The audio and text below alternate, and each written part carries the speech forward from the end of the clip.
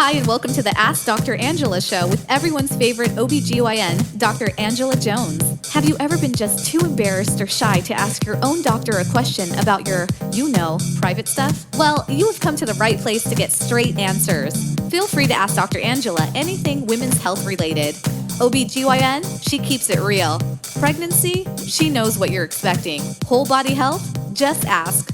Dr. Angela has you covered, girl. And now here is Dr. Angela. This is Dr. Angela, everyone's self-proclaimed favorite OBGYN, and I would like to personally welcome you to episode 35 of the Ask Dr. Angela podcast. So I've got a really funny story to share with you. You actually might not think it's that funny, but I think it's pretty hilarious.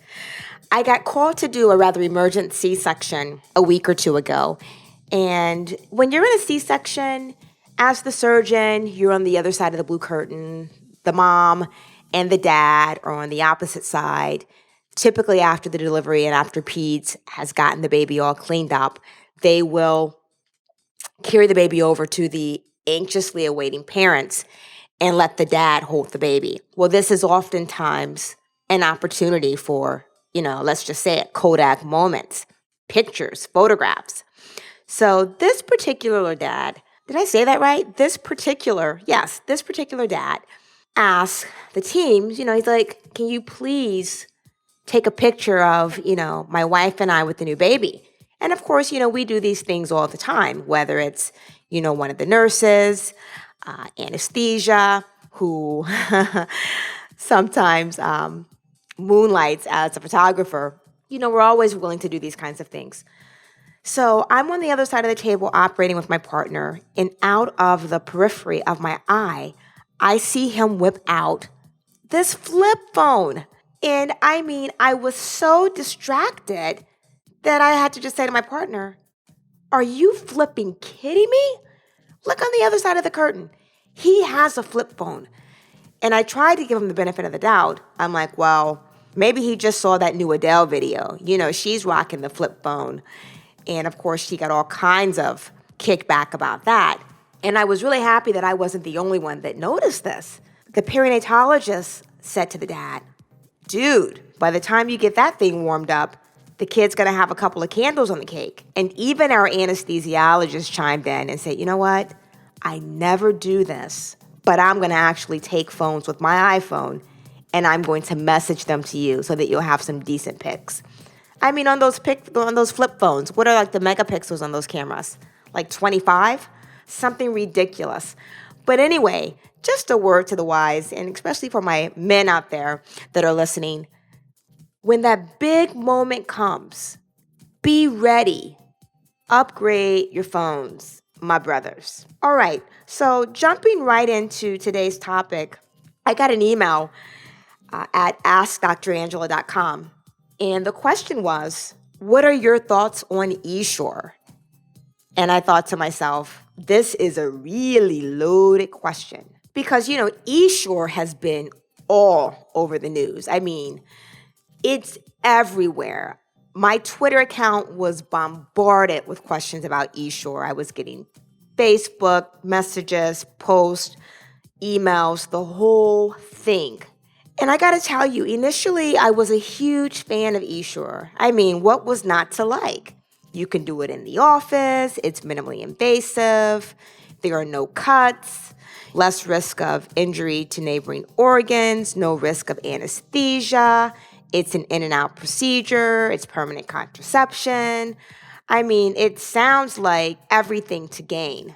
And then I started hearing all these stories from women, from various walks of life, from all over the country, saying how horrible their experiences were with the Essure, whether it was because of them having chronic pain, irregular bleeding, headaches, allergic reactions, feeling bloated all the time, just not quite feeling themselves. And while certainly, I'll be honest with you, that hasn't really been the experience with the patients that I've placed an Essure in.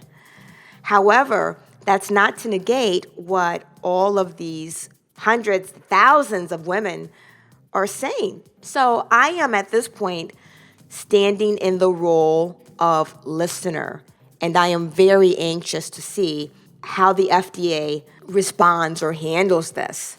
I haven't placed an Essure in a very long time, and part of that is me listening and wait to see what the deal is. Certainly I cannot and will not ignore, the scores of women that have come to me with concerns about this product. So I am waiting with bated breath, just like the rest of you. And again, while certainly my experience with Essure and my patient population may not be, and it really hasn't been, what's been depicted in the media and, what a lot of women have shared with me about their, really bad outcomes. That's certainly not to say, again, that it's not happening and that it hasn't happened. So we shall see. In the interim of waiting to see how the FDA is going to rule on this and to see whether or not Essure is actually going to be taken off the market, it's a good opportunity to explore other options of contraception, whether it be other forms of permanent sterilization via laparoscopy.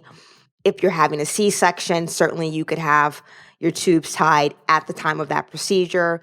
You could also give some consideration to other non-permanent but longer forms of birth control, whether that be in the form of an IUD, which can be 3, 5, or 10 years.